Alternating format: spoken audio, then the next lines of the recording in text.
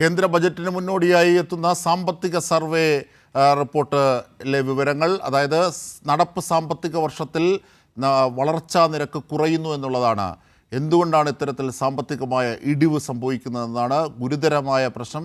ഡോളറുമായുള്ള വിനിമയ നിരക്ക് രൂപയുടെ കൂപ്പുകുത്തുന്ന ഒരു സാഹചര്യം, ഇതൊക്കെ ശരിവെക്കുന്നതാണ്, പ്രതിഫലിക്കുന്നതാണ് ഈ സാമ്പത്തിക സർവേ റിപ്പോർട്ട്. ഇതിൻ്റെ കൂടുതൽ വിവരങ്ങളുമായി ഞങ്ങളുടെ പ്രതിനിധി സിബി ജോസഫ് ചേരുകയാണ്. സിബി, സാമ്പത്തിക സർവേ റിപ്പോർട്ട് പുറത്തെത്തുന്നു. കേന്ദ്ര ബജറ്റ് വലിയ പ്രതീക്ഷയോടെ സംസ്ഥാനങ്ങൾ കാണുന്ന ഒരു ബജറ്റാണ്. പക്ഷേ നോക്കൂ, അതിൻ്റെ സൂചകങ്ങൾ ഈ സാമ്പത്തിക റിപ്പോർട്ടിൽ, അതിൻ്റെ സർവേ റിപ്പോർട്ടിൽ പ്രതിഫലിക്കുന്നു.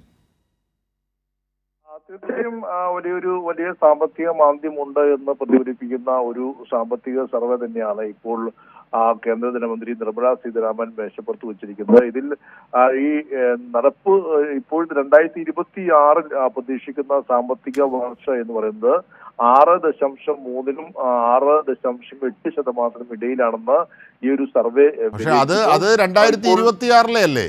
2026 എന്നതിനേക്കാൾ ഇപ്പോഴത്തെ സാമ്പത്തിക വർഷത്തിൽ തീർച്ചയായും മുൻ വർഷങ്ങളെക്കാൾ സാമ്പത്തികമായ വളർച്ച കുറയുമെന്നാണ് കാണുന്നത്. അതായത് ആഭ്യന്തര ഉൽപ്പാദനം അടക്കം കുറയുന്നു എന്നതിൻ്റെ പ്രതിഫലനമാണ് ഇതിൽ പ്രതിഫലിക്കുന്നത്. സിബി ജോസഫ്, ഈ നടപ്പ് സാമ്പത്തിക വളർച്ച മുൻ വർഷത്തെക്കാൾ കുറയും. അതായത് 6.4% ഈ ഒരു നടപ്പ് സാമ്പത്തിക വളർച്ചാ നിരക്ക് എന്നതാണ് ഇപ്പോൾ ഈ ഒരു റിപ്പോർട്ട് ചൂണ്ടിക്കാട്ടുന്നത്. ഇതിനൊരു കാരണമായി പറയുന്നത് ഉൽപാദന രംഗത്തെ ഇടിവാണ് ഈ ഒരു സാമ്പത്തിക വളർച്ച നിരക്ക് കുറയാൻ കാരണമെന്നും പറയുന്നു.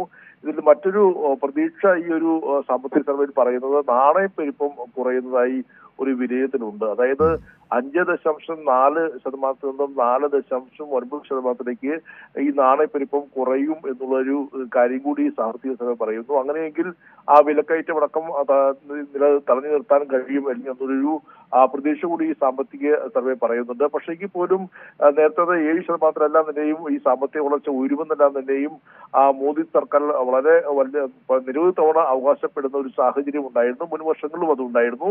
അതെല്ലാം തന്നെയും ഇതിൽ യാഥാർത്ഥ്യം എന്ന് പറയുന്നത് അതല്ല എന്ന് ഇപ്പോൾ ഈ സാമ്പത്തിക സർവേ വഴി സമ്മതിക്കേണ്ടി വരികയാണ്. ഒരു സാമ്പത്തിക മാന്ദ്യമുണ്ട്. അത് ഇപ്പോൾ, അതായത് ഈ സാമ്പത്തിക സർവേ റിപ്പോർട്ട് വരുന്നത് അതൊരു പക്ഷേ ബജറ്റിൻ്റെ ഒരു സൂചകമായി കാണുന്ന ഒന്നാണ്.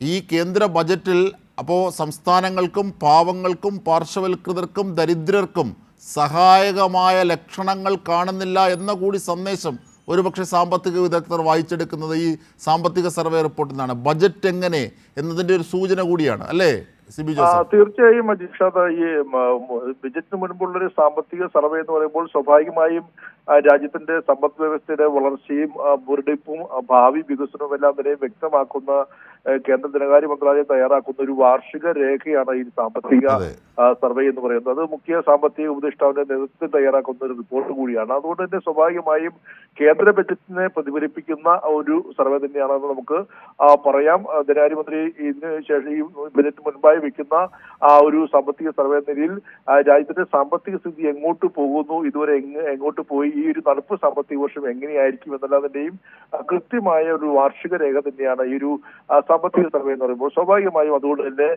വലിയ രീതിയിൽ കേരളം അടക്കമുള്ള സംസ്ഥാനമെല്ലാം തന്നെയും നമുക്കറിയാം 24,000 കോടി രൂപയുടെ പ്രത്യേക പാക്കേജ് അടക്കം ആവശ്യപ്പെട്ടിട്ടുണ്ട്. വയനാടിന് വേണ്ടി മാത്രമായി 2,000 കോടി രൂപയുടെ പാക്കേജ് ആവശ്യപ്പെട്ടിരിക്കുന്നു. അങ്ങനെ നിരവധി ആവശ്യങ്ങൾ ഓരോ സംസ്ഥാനങ്ങളും ആവശ്യപ്പെട്ടിരിക്കുന്നു. പ്രത്യേകിച്ച് വലിയ സാമ്പത്തിക പ്രതിസന്ധിയിലൂടെയും വലിയ രൂക്ഷമായ വില, അതാണ് ഈ 2014 മുതൽ മേക്ക് ഇൻ ഇന്ത്യയിൽ ഫോക്കസ് ചെയ്യുന്നു. ഇപ്പോൾ നേരത്തെ രാഷ്ട്രപതിയുടെ നയപ്രഖ്യാപന പ്രസംഗത്തിലും അതിനുശേഷം മുമ്പും ഒക്കെ പ്രധാനമന്ത്രി പറഞ്ഞ കാര്യങ്ങളും ഒക്കെ 2047 ഈ രാജ്യത്തെ വലിയ ഉന്നതിയിലേക്ക്, വികസിത രാജ്യത്തിലേക്ക് എത്തിക്കും എന്ന സന്ദേശമാണ്. പക്ഷേ ഉൽപാദന നിരക്കും അതിൻ്റെ വളർച്ചയും ഇടിയുന്നു എന്നതാണ് ഇതിൽ പ്രതിഫലിക്കുന്നത്. സിബി ജോസഫ്, തീർച്ചയായും വിപണികൾ സജീവമല്ല, അതോടൊപ്പം തന്നെ ഉൽപാദന മേഖലയാകെ തകർന്നു എന്ന് പ്രതിഫലിക്കുന്ന ഒരു സാമ്പത്തിക സർവേ തന്നെയാണ് എന്ന് നമുക്ക് വിലയിരുത്തേണ്ടി വരും. കാരണം കഴിഞ്ഞ തവണ അതായത് 2024 തന്നെയും നരേന്ദ്രമോദി സർക്കാർ അവകാശപ്പെട്ടത് അടുത്ത വർഷം രാജ്യം 7% വളർച്ചാ നിരക്ക് നേടുമെന്നുള്ളൊരു പ്രഖ്യാപനമായിരുന്നു പറഞ്ഞത്. മാത്രമല്ല 2030 ഒരു ഏകദേശം $7 ട്രില്യൺ സമ്പദ് വ്യവസ്ഥയായി ഇന്ത്യ മാറുമെന്നെല്ലാം തന്നെയും റിപ്പോർട്ടുകൾ അന്ന് അവകാശപ്പെടുകയും ചെയ്തിരുന്നു. എന്നാൽ ഇന്നിപ്പോൾ വെച്ച ഈ സാമ്പത്തിക സർവേയിൽ പറയുന്നത് ഈ നടപ്പ് സാമ്പത്തിക വർഷത്തിൽ 6.4% ഉള്ളത്. അത് മുൻവർഷത്തേക്കാൾ കുറയും. ഇനി 2026 പ്രതീക്ഷിക്കുന്ന സാമ്പത്തിക വളർച്ചയാണെങ്കിൽ പോലും അത് വലിയ വ്യത്യാസമില്ല. 6.3%-നും 6.8% ഇടയിൽ മാത്രമായിരിക്കുമെന്നും ഇപ്പോൾ ഈ സാമ്പത്തിക സർവേ ചൂണ്ടിക്കാട്ടുന്നു. അതോടൊപ്പം തന്നെ ഒരു ആശ്വാസമുള്ളത് നാണയപ്പെരുപ്പം കുറയുന്നതായി. പക്ഷേ ആ ഇൻഫ്ലേഷൻ നിരക്ക് കുറയുന്നു, അതൊരു സാങ്കേതിക അർത്ഥത്തിലാണ്. നാണയപ്പെരുപ്പ് എണ്ണത്തിൽ കുറയുമായിരിക്കാം, പക്ഷെ അത് പ്രതിഫലിക്കേണ്ടത് വിലക്കുറവിലാണ്, വിലക്കയറ്റത്തിൽ പിടിച്ചു നിർത്താനല്ല. പക്ഷെ അത് രാജ്യത്ത് കാണുന്നുമില്ല. അതുകൊണ്ട് ഈ നാണയപ്പെരുപ്പം കുറയുന്നു എന്ന് പറയുന്നത് യാന്ത്രികവും സാങ്കേതികവുമായി ഒന്ന് മാത്രമാണ്. എന്തായിരുന്നാലും വലിയ തിരിച്ചടിയാണ് രാജ്യത്ത് ജനങ്ങൾക്കുണ്ടാകുന്നത് എന്നതാണ് മനസ്സിലാക്കുന്നത്. നടപ്പ് സാമ്പത്തിക വളർച്ച കുറയുന്നു എന്നുള്ളതാണ് സാമ്പത്തിക സർവേ റിപ്പോർട്ട്. കേന്ദ്ര ബജറ്റ് നാളെയാണ്. ഇതിൻ്റെയൊക്കെ സമഗ്ര വിവരങ്ങളാണ് ഇപ്പോൾ സിബി ജോസഫ് ഞങ്ങളുടെ പ്രതിനിധി